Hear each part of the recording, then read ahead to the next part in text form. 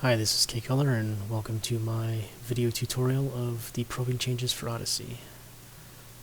In Odyssey, there have been a few changes. One of them has been the skills.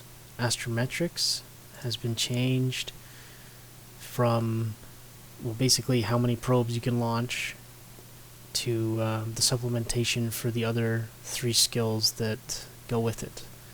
Acquisition, pinpointing, and range finding have all been nerfed by 50%. And what they did is they put the 50% from each of those into astrometrics. This is I don't know if this is a good change. They said that it should be the same same scan, whatever. But the way that multiplication works would suggest that it would be higher unless they coded it specifically not to be. So that's the basic changes. Astrometrics 5 is now a lot better than it used to be. The 8th probe was kind of unnecessary to a lot of people. I mean, definitely some people enjoyed using 4 on each celestial to keep eyes on them, but most people stuck with 7. So that's for the changes. Or that's for the skill changes. The second thing they changed were items. They added in items that, well, like implants, would help with your probing. Some of the ones they added, they added in ones for duration, scan strength, and deviation. One thing they changed on here is that the duration one is limited to 1 module for your ship. You can no longer stack those and get 2-second scan times.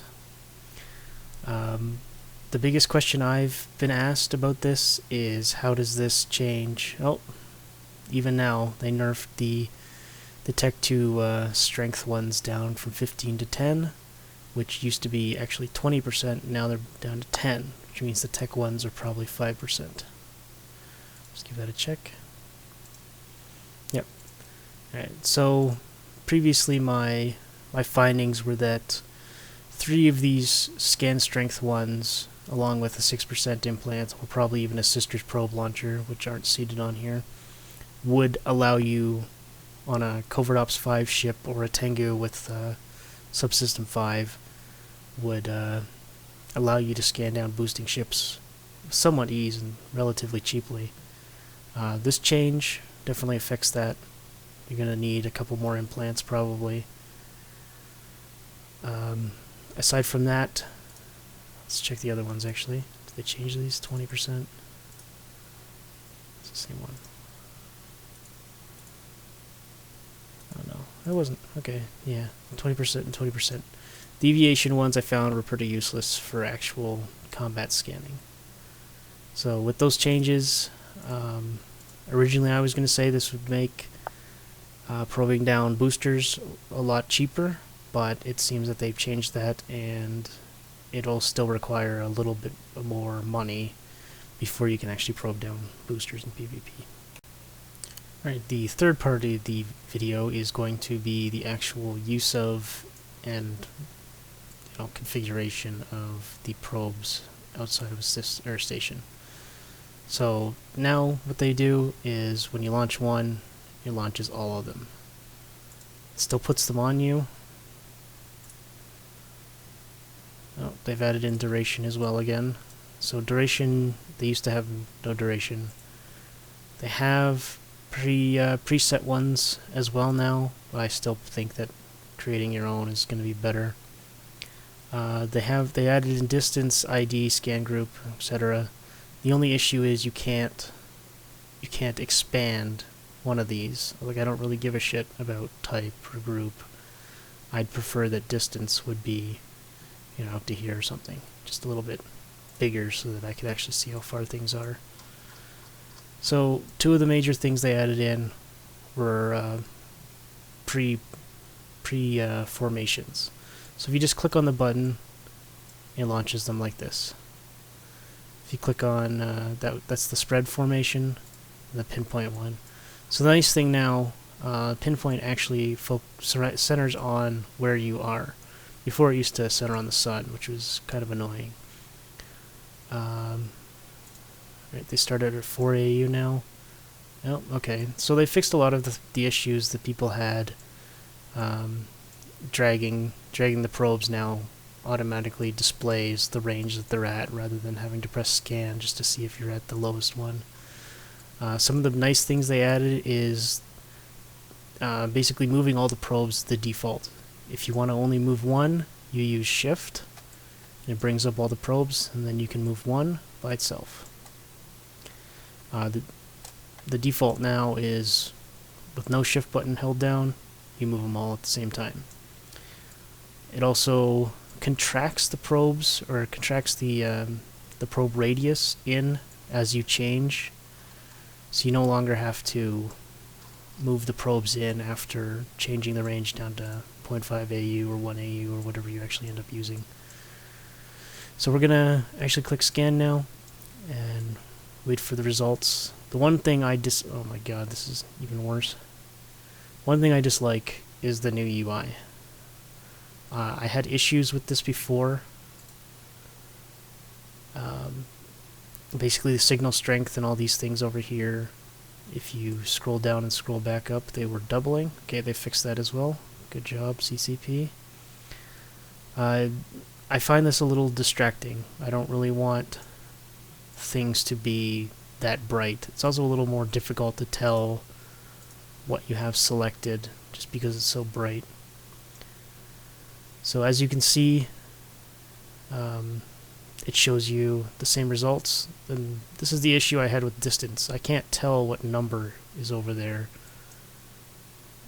even when you try to expand it outwards. It still keeps that area kind of obscured. So with this, I mean, what it means, the only difference is that now it's got signal. If they have a signal strength of 100% but no warp 2 button, it means that they're not in warp range, obviously. The warp 2 button will use your default warp 2 range, and it'll actually tell you now, what you're warping to or from where. So these are a lot of there's some improvements here. I'm glad that CCP has seemed to have worked on that. You still can't really center on yourself by clicking on this. Like if I double click on the station, I think it actually docks me. Okay, no it doesn't. But it's still kind of annoying. Or you can't use your UI to center on things anymore, which was I really liked that before, but that change has kind of been in for a while. Like if you double click on that, it automatically docks you. It also automatically recalls your probes whenever you are jumping or docking or whatever. So anytime you want to try to trap someone, leave your probes in system, jump out, you're just going to get them pulled back into your ship. 8 is the default. I'll undock again and show you the default formation that it puts them in. Basically, it's a pentagon, kind of almost like the 7 probe layout, but the 4 along the plane that you're on get put.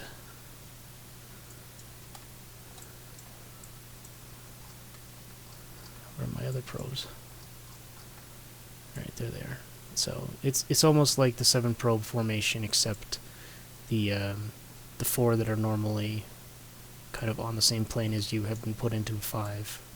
So I mean, it's not a bad formation. I don't think it's the best, but it's definitely improvement over kind of what it used to be.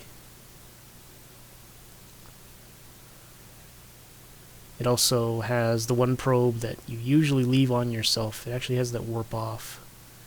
Normally if you put them in formation and then hit scan, there'll still be 1 probe next to you, either preventing you from cloaking or just kind of hanging out.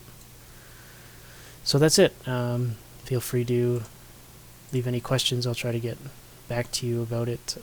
This is about a week before Odyssey is supposed to go live, so I think that most of these changes are going to go in hopefully they do allow you to change the distance box so that you can actually see the ranges on everything. And thank you for